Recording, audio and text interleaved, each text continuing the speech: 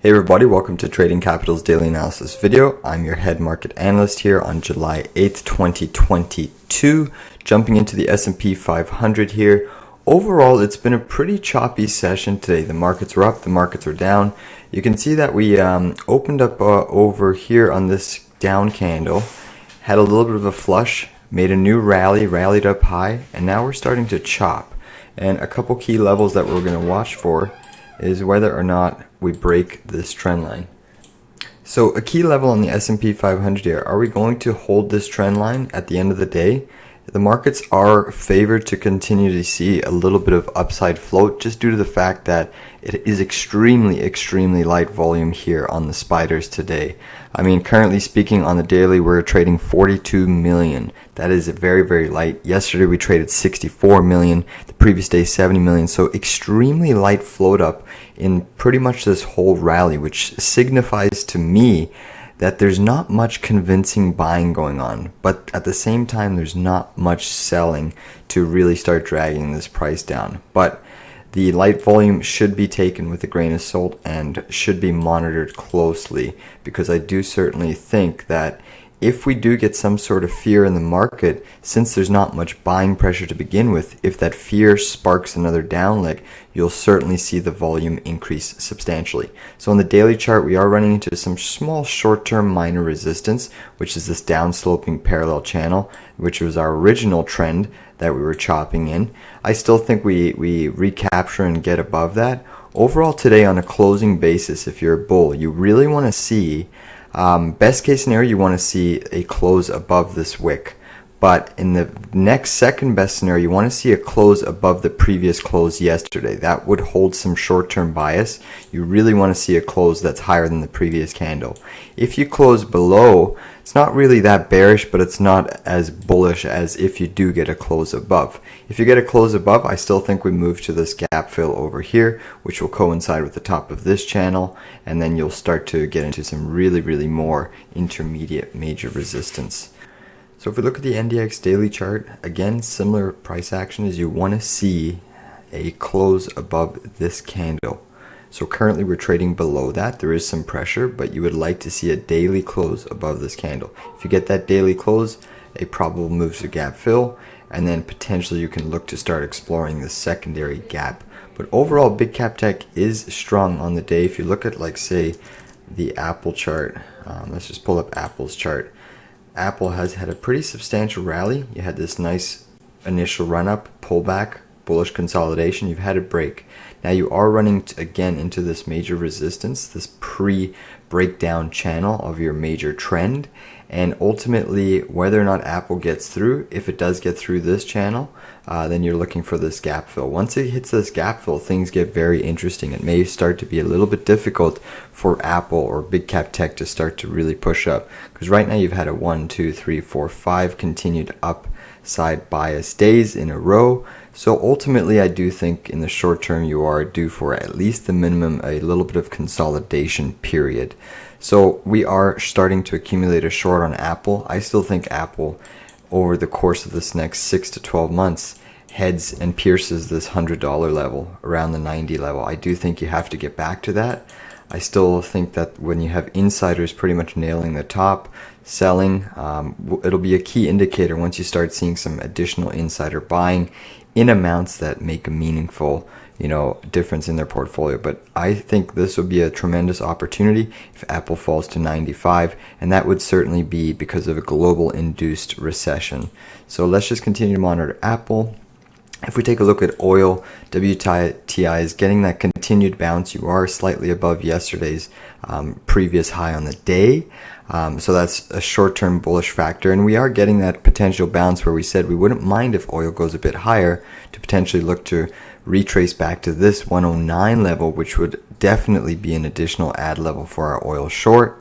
If we flip at the USO, the USO could potentially come up here to this 81.50. Before it starts to see a massive pullback. But lots of gaps on the charts for the USO chart. You do have a secondary gap fill up here, another one over here, and another one over here. So there's really 3 gaps all mingled in a very tight range. So it does favor that potentially if you get some sort of a bullish push on oil, perhaps on inventory numbers, you could stand to suggest that you fill all three of these gaps and look for an additional short opportunity if that's the case. You can clearly see we're still trading under this huge resistance line. That's going to be the big level for oil, and you may just get a push up to this apex of this triangle where it could coincide with this gap fill on oil. My understanding is that if we start to continue to rally and float up throughout the course of next week, I do think that the Federal Reserve is more likely to jawbone this market back down. Let's take a look at natural gas. Natural gas is having a just a consolidation day. It is down on the day, but it hasn't made much of a volatile move in either direction. It is down just over 2%, but nonetheless, this could be taken as a slightly bullish consolidation day. So it's too really early to tell. It's a premature pattern. The macro pattern is still now technically down. I do think you have to fulfill the low end of this range at the minimum. So let's just continue to wait and see how that progresses. Let's take a look at some of the profits that we pulled today. Actually, before we do that, we'll take a look at gold. Gold is having another consolidation day. So at this point in time, it's too early to tell which way it's going to go. If you start getting more daily consolidation candles in and around this range, then look for a potential bear flag to be forming. So if there's a bear flag starts to form over the next, say, 1 to 2 weeks, there could be potentially another down move in gold, which wouldn't surprise me at all. If we take a look at the US dollar, the DXY, so the DXY is slowly starting to put in some pressure. That being said, it's still rather strong. You can see that it is into its weekly resistance. I mean, you have this massive parallel channel of support, touching 2002 highs. So that's why gold is still under pressure, because despite the US dollar pulling back today, it's really, one can argue, I mean, technically this is a topping tail, a daily topping tail at this point, but I don't want to say that this is the top in the US dollar, because it could potentially still have a blow off top in the event that Japan starts to lose control of their yield curve and they start to print more and more money to stimulate that yield suppression.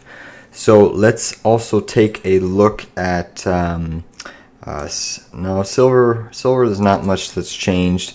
I still think you're holding this support zone, this parallel channel. I do think you get a little bit of more flush down lower. I would like to see maybe a pierce of 1850 around that level before we start accumulating a little bit more silver. We did add to our end phase short up around this 216.25. You can see you're into these kind of double top, triple top resistance. One of the reasons I added there is because you are on this confirmation candle. So Monday will be a potential short-term breakout for end phase if you hold this and start closing. So you didn't get confirmation on this candle. This is now a short-term possible breakout. But the fact that it's on super light volume still today, in overall a massive light volume session this week, I do think the overall factors point to another pullback, at least down to the low end of this range here with end face. So I don't think this stock is going to particularly break out. I still think you're putting in this topping formation. Lots of distribution is happening in and around this pattern. This is not bullish consolidation in my opinion. The range is too big, the range is too choppy, there's too many wild swings, so I do favor a move down just with the overall global macro picture at bay. Nonetheless, if you do continue to float up, if we do get a retrace back to the double top, I'd continue to add more. We have tons of maneuverability on this position, but certainly end faces a stronger semiconductor play, that people are willing to hold on to for now. Let's take a look at Bitcoin, so BTC, USD. So Bitcoin's had really interesting price action. You did have a short-term breakout above these highs, but you've managed to pull back in. So far Bitcoin's trying to hold its gains throughout the day. If we flip to the hourly chart, you can see Bitcoin is putting in somewhat of this potential bullish consolidation. So there is the likely scenario that you could retrace back to this yellow trend line before having a secondary move up. So look for something of that nature. That's why, you know, I'm going to recommend that you put your stop somewhere close to this level. But just be careful. Don't put it right on the line, because you may get stopped out and then it could rally past you. You know, or if you want, you can take your profits now on our crypto trades, and you can wait for a possible re-entry buy over here if it does collapse, which would be a move of, say, 6%, 5.9% from its current position. So that's also another option. You could take your profits. If you get that retrace over here, you buy again, put a stop very, very tight below this, so that if it does eventually is more of a failed breakout, you're not caught with losses, and you would have protected and insulated yourself from taking profits up here. And if it does continue another move up and you do get that re-entry on this retrace back to the breakout zone, then that's just an added bonus and extra profits in your pocket. We also took profits on SOFI. Let's pull up the SOFI chart. SOFI was into a little bit of resistance. You can see here on the daily chart, we sold at the 633 mark, just underneath this 50-day moving average. I didn't like the fact that the markets have been short-term slightly extended, and they're extended on light volume. So being a Friday, I wasn't really too sure in terms of what people's sentiment is holding over the weekend.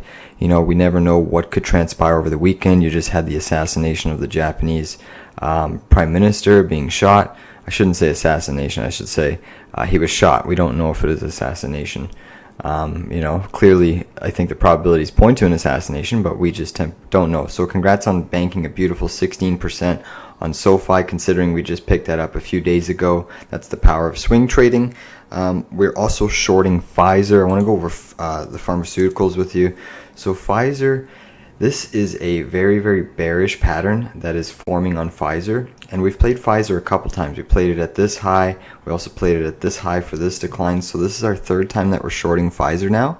And again, we're into that very similar resistance, this downsloping channel. You have had a strong move off of the lows.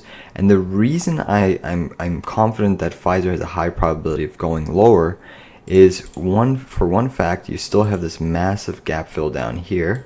So that one's a very, very powerful gap that I think has to get filled. And at the very least, you have had this really weak volume. I mean, ever since you made this top, your buy volume has been decreasing, making lower highs. However, you have this negative divergence where you're starting to trend up. You're trying to trend up in this wedge pattern, but your volume is decreasing, which shows that eventually this pattern should break down. Not will, it should break down to the downside.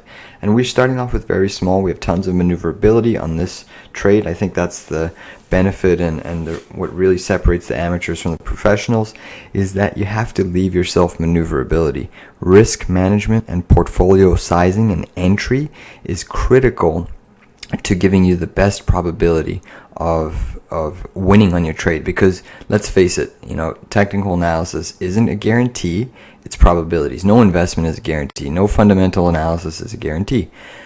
What we try to do here is put the probabilities in our favor by stacking up many signals and factors and combining that to give us the best entry. But oftentimes, even if you combine all those factors together, it's very unlikely that you're even going to pinpoint and be correct at where the market bottoms or where the market tops or where it turns.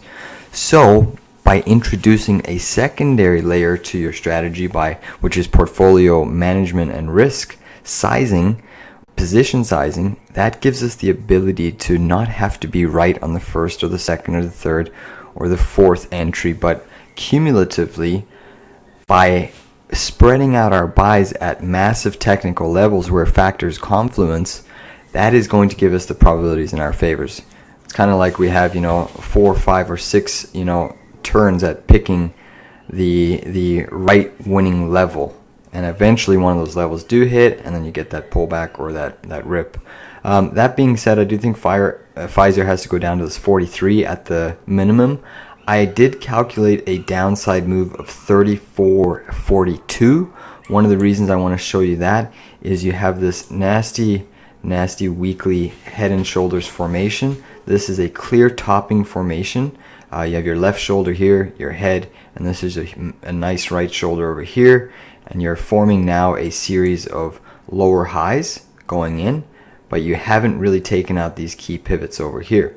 So what I'm watching now is you did get a breakdown of this head and shoulders, a trigger past the neckline, and on a weekly you had a weekly close, a great distance from the neckline, over 3% from the neckline. So even if you look at here, I think you're over like 7 or 8% from the neckline. So clear confirmed breakdown and trigger in the head and shoulders formation. You have had this massive rally, which is now giving you an opportunity to reshort this pattern, because over the next 6 months, this pattern should see some significant downside. And the fully measured move from currently where we are down to the lowest point of the head and shoulders trigger is a 35% decline. So I do think that is possible. Will I be in it for the full 35%? No, but I probably might stay in it for around 19% to this gap fill or to these levels of support. So I do think this pattern goes lower over time.